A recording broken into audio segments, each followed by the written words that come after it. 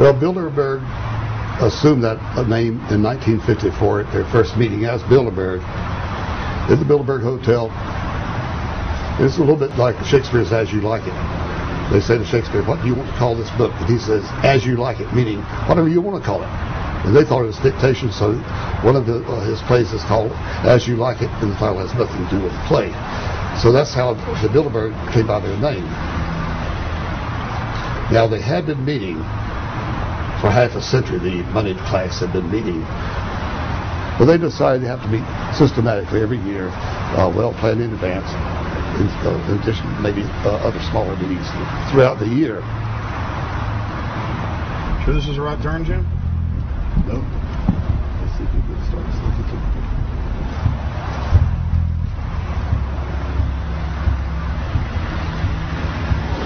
This is the global government. They are setting the world agenda.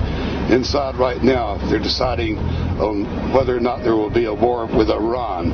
They're deciding whether or not taxes will increase, whether oil prices will be suppressed or increased. There's much more on the agenda that we'll be finding out in the fullness of time. But those are three items that are heavy on their list this year.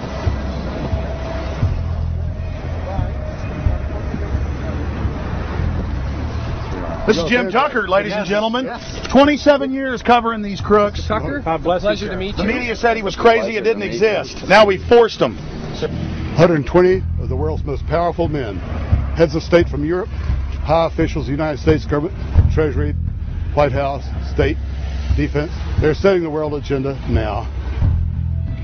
The reason they want secrecy is because they're doing evil. Evil is done under the cover of darkness. Good works are done in the sunshine.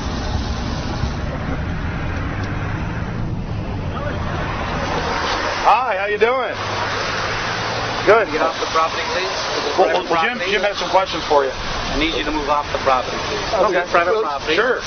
It's a public sidewalk. Oh, yeah, we are cooperating. Thank you. Right onto the sidewalk. Yeah, there's no implication that we aren't cooperating. Right onto the sidewalk and stay there, please. Sure, yeah, thank you. Great. Jim has some questions for you. Again, I need you to stay right on the sidewalk. Yeah. Thanty you very much. We actually checked with the city. The property line's actually right here. Also, that's good. Property line's actually right here.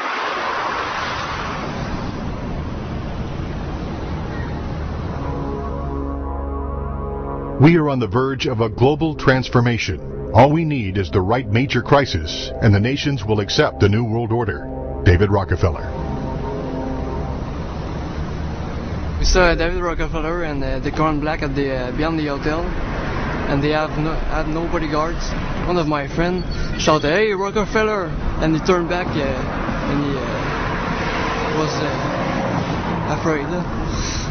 My name is Rene. I'm from Manitoba. Drove about 26 hours to get here, just to show that I'm against the Bilderbergers, just to fight for my freedoms, fight for my rights, make sure that my children can grow up in a free country.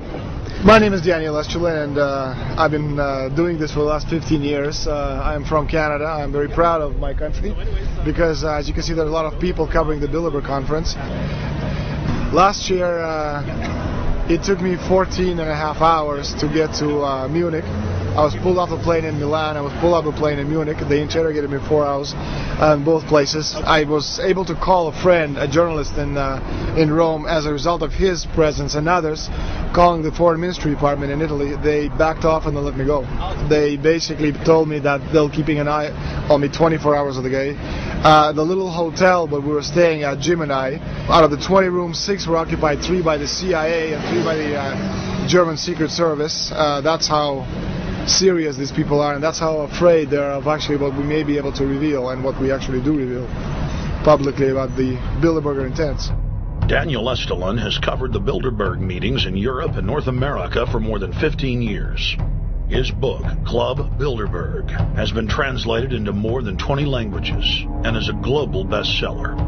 Estrela has photographed many past Bilderberg meetings. Rockefeller frontman Henry Kissinger is always a key participant. Here you see the president of the CFR, Richard N. Haas, followed by Vice Chairman of Rothschild Europe, Franco Barnaby, who is speaking with Henry Kravitz. And behind them is Richard Holbrooke, former U.S. Ambassador to the United Nations. The head of Daimler Chrysler, Jürgen Erich Schrimp, arrives by helicopter. Here, the owner of the Washington Post, Donald Graham, escorts Indra Nooyi, the head of PepsiCo. Queen Beatrix of the Netherlands, whose father, Prince Bernhard, founded Bilderberg, is a leading figure in the group.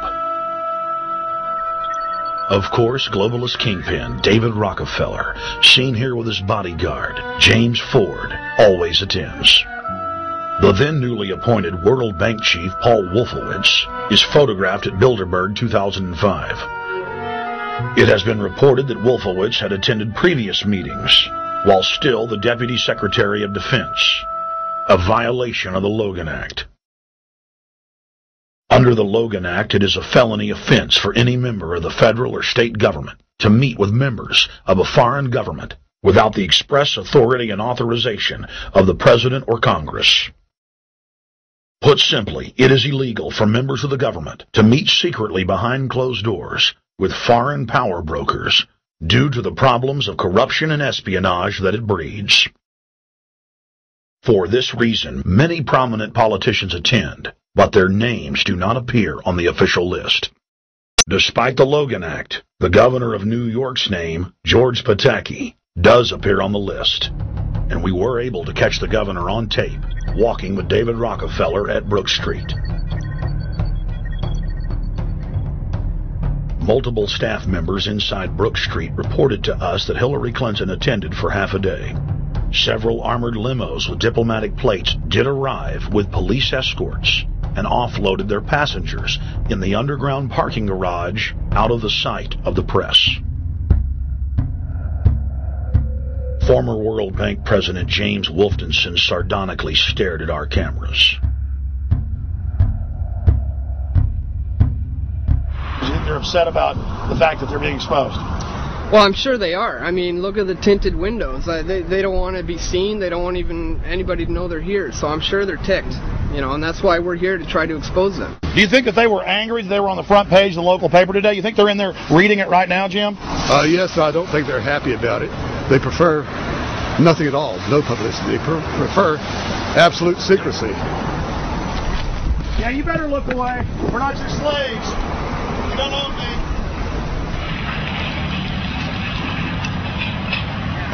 Did you get a list of the attendees and everything, or not? No, I've asked for one under a slight variation of my name, and I don't know if I'll get it or not. Also, it could happen today. For the last 3 years, I get back to the hotel. And there's a copy there waiting for you. Well, somebody who does not identify himself. I mean, I'm not just not revealing the source. I don't know the source myself. But the facts, because they want the Bilderberg letterhead on it, and makes a nice memento. Perfect. Alex. Yeah. That's Chalabi, eh? You think Chalabi? No, I don't think. I know. It looked like Chalabi, and it was a fat guy. Yeah. That was Ahmed Chalabi? Yeah. Oh, my God. Then they're really going to attack Iran. Hey, Chalabi, don't come.